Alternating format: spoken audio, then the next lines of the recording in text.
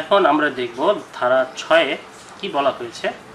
যে সকল ঘটনা একই কাজের অংশ সেগুলো প্রাসঙ্গিক। বিষয়টি কেমন?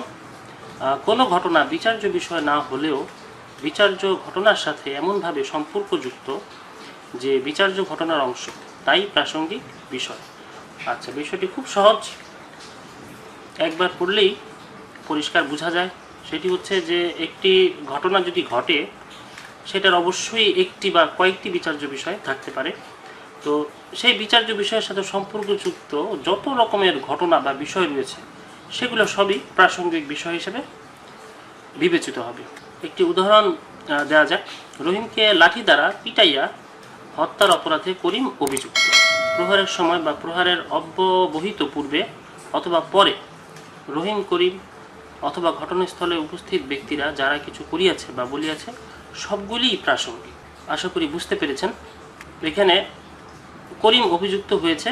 অভিযোগটি হচ্ছে যে করিম লাঠি দিয়ে পিটিয়ে রহিমকে হত্যা করেছে। এখন এই বিষয়টির সাথে জড়িত যত রকমের ঘটনা রয়েছে, এই ঘটনাটি যখন ঘটেছে তার আগে বা পরে যা কিছু ঘটেছে, অথবা এই ঘটনাটি ঘটার সময় সামনে যদি কেউ থেকে থাকে বা যা কিছু হয়েছে, এগুলো সবই প্রাসঙ্গিক বিষয় হিসেবে বিবেচিত হবে।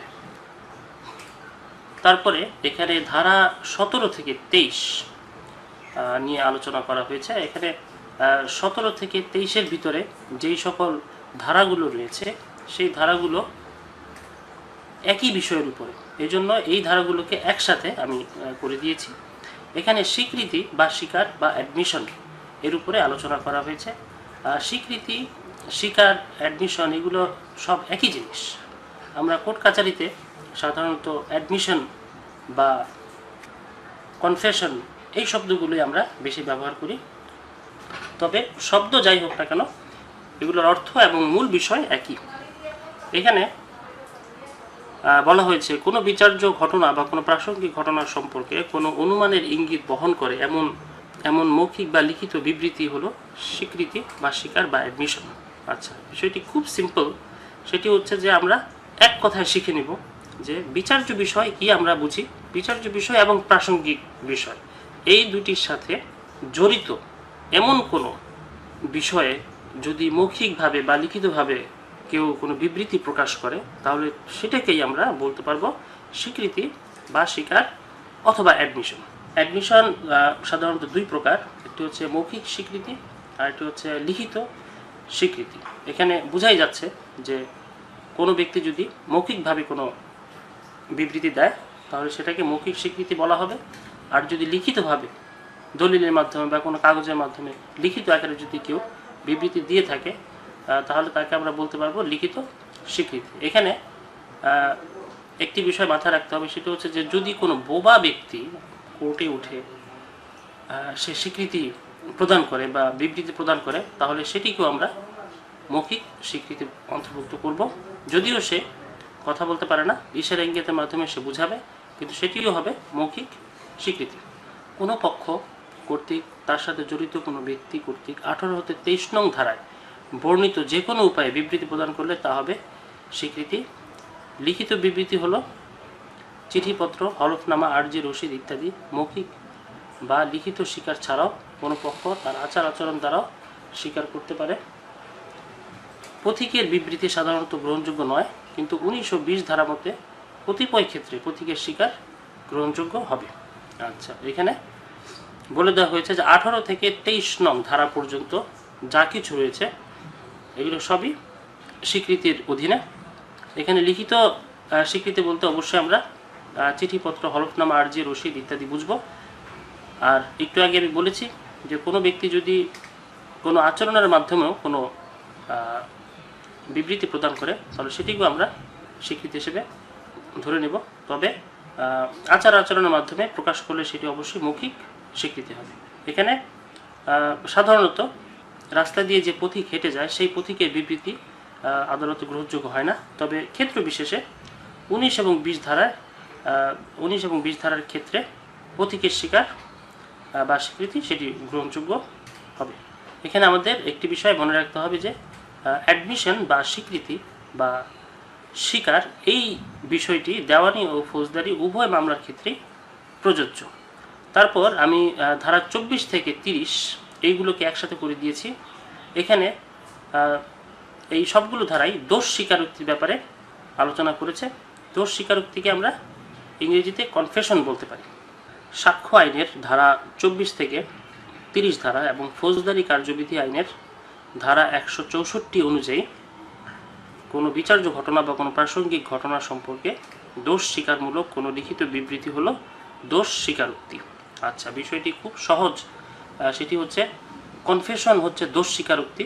যদি কোনো ব্যক্তি ফৌজদারি কার্যবিধির 164 ধারার অধীনে ম্যাজিস্ট্রেটের নিকট দোষ স্বীকার করে, তাহলে তাকে আমরা দোষ স্বীকারোক্তি বলতে পারি।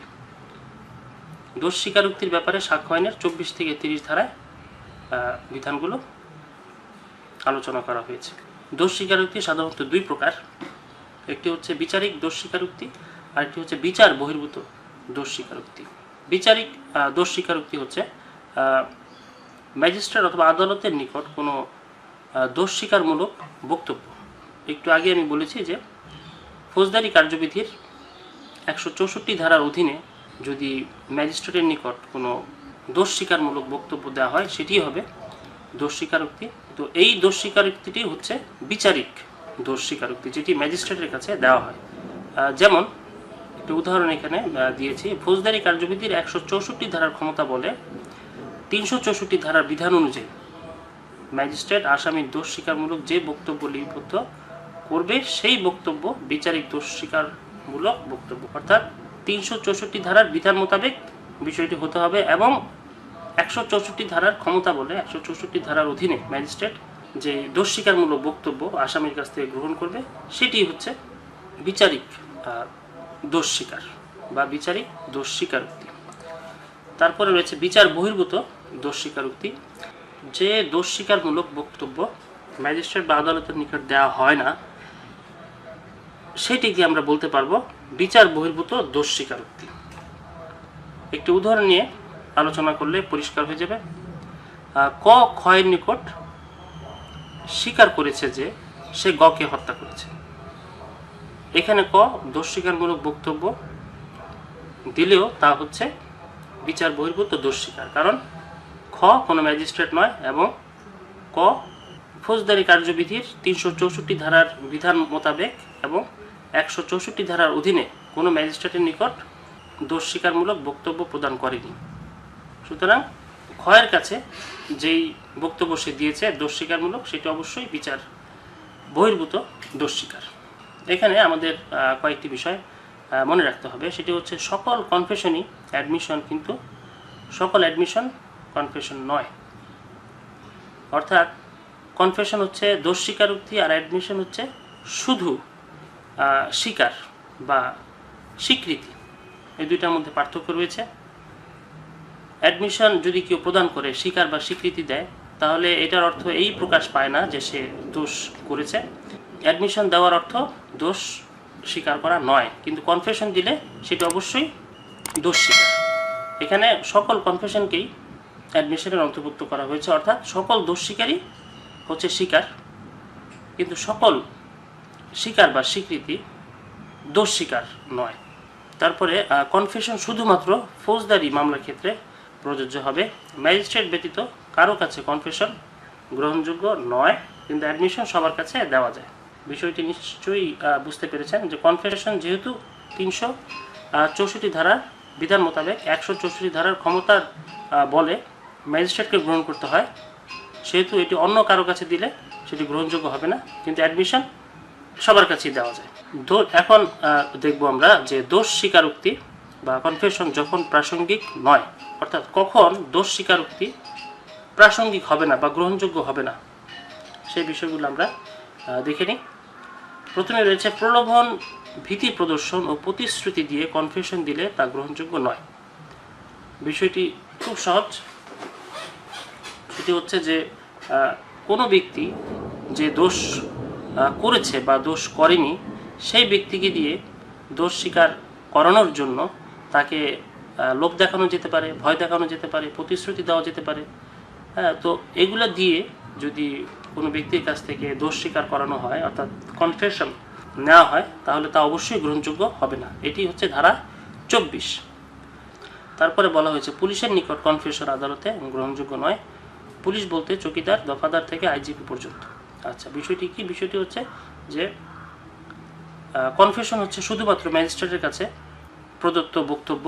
এখন যদি কোনো আসামি ম্যাজিস্ট্রেটের নিকট দোষ স্বীকারোক্তিমূলক বক্তব্য না দিয়ে যদি কোনো পুলিশের কাছে সেই স্বীকারোক্তি দেয় তাহলে সেটি কখনোই কনফেশন হবে না এবং আদালত সেটি গ্রহণ করবে না। এবং পুলিশ বলতে আমরা সকল ধরনের পুলিশ অর্থাৎ চৌকিদার, দফাদার থেকে শুরু করে একদম আইজিপি পর্যন্ত আমরা বুঝব। এটি ধারা 25-এ উল্লেখ করা হয়েছে। তারপরে বলা হয়েছে ম্যাজিস্ট্রেটের সাথে পুলিশ থাকলে কনফেশন অপ্রাসঙ্গিক, অর্থাৎ ম্যাজিস্ট্রেট যখন দোষ স্বীকারমূলক বক্তব্য গ্রহণ করবে আসামির কাছ থেকে তখন সামনে পুলিশ থাকতে পারবে না বা ম্যাজিস্ট্রেটের সাথে পুলিশ থাকা চলবে না। যদি থাকে তাহলে ওই কনফেশন হবে অপ্রাসঙ্গিক। এটি ধারা 26-এ বলে দেওয়া হয়েছে। তারপরে বলা হয়েছে আলামত হিসেবে পুলিশ যতটুকু সংগ্রহ করতে পারবে ঠিক ততটুকুই সাক্ষ্য হিসেবে গ্রহণযোগ্য হবে। আচ্ছা, এই বিষয়টি হচ্ছে এরকম যে পুলিশ যখন ইনভেস্টিগেশন করবে তখন পুলিশ যেই বিষয়গুলোকে প্রয়োজনীয় মনে করবে বা আলামত মনে করবে সেই বিষয়গুলো থেকে যতটুকু সংগ্রহ করতে পারবে যতটুকু ঠিক ততটুকুই আদালতের সাক্ষ্য হিসেবে গ্রহণযোগ্য হবে। যতটুকু সংগ্রহ করতে পারবে না ততটুকু সাক্ষ্য হিসেবে আসবে না। এটি ধারা 27। তারপরে বলা হয়েছে যে কিন্তু নেশাগ্রস্ত অবস্থায় কনফেশন আদালতে প্রাসঙ্গিক হবে। এই বিষয়টি একটু মাথায় রাখতে হবে যে এতক্ষণ আমরা পড়েছি যে গ্রহণযোগ্য নয়, কিন্তু এই পয়েন্টটি হচ্ছে গ্রহণযোগ্য। ধারা 29-এ বলা হয়েছে যে যদি কোনো ব্যক্তি নেশাগ্রস্ত অবস্থায় কনফেশন দেয় অর্থাৎ দোষ স্বীকারোক্তিমূলক বক্তব্য ম্যাজিস্ট্রেটের নিকট প্রদান করে তাহলে সেটি আদালতে প্রাসঙ্গিক হবে। আচ্ছা, তাহলে কেন এই বিষয়টি আদালতে প্রাসঙ্গিক হলো সেই বিষয়টি বুঝতে হলে আমাদেরকে একটি উদাহরণ নিয়ে আলোচনা করতে হবে। একটি উদাহরণ নিয়ে আলোচনা করা যাক। জলিলের এক বন্ধু আসিয়া বলিল, সর্বনাশ হইয়াছে, তুমি আব্দুলকে খুন করিয়াছ। এই সংবাদ তোমার শ্যালক পুলিশকে বলিয়া দিয়াছে। এই ধাপ্পায় পড়িয়া জলিল কিভাবে আব্দুলকে খুন করিয়াছে তাহা সব খুলিয়া বলিল। জলিলের এই স্বীকারোক্তি প্রতারণা করিয়া আদায় করা হইলেও তাহা প্রাসঙ্গিক হইবে। একদম পরিষ্কার বোঝা যাচ্ছে যে জলিল হচ্ছে প্রকৃতপক্ষে একজন খুনি, সে আব্দুলকে খুন করেছে, কিন্তু কোনো সাক্ষী নেই, কোনো প্রমাণ নেই, কেউ দেখেনি, কেউ জানে না, কিন্তু তাকে সন্দেহ করা হচ্ছে যে সেই হয়তো খুনটি করেছে। তো তার কাছ থেকে সত্য বের করার জন্য তাকে এক ব্যক্তি বা তার এক বন্ধু এসে তাকে বলল যে তোমার শ্যালক পুলিশকে সব বলে দিয়েছে যে তুমি আব্দুলকে কীভাবে খুন করেছো। তো এটি বলার পরে যেহেতু এটি একটি ভীতিকর কথা এবং জলিল ভয় পেয়েছে, তো সে ভয় পেয়ে সব সত্য বলে দিয়েছে।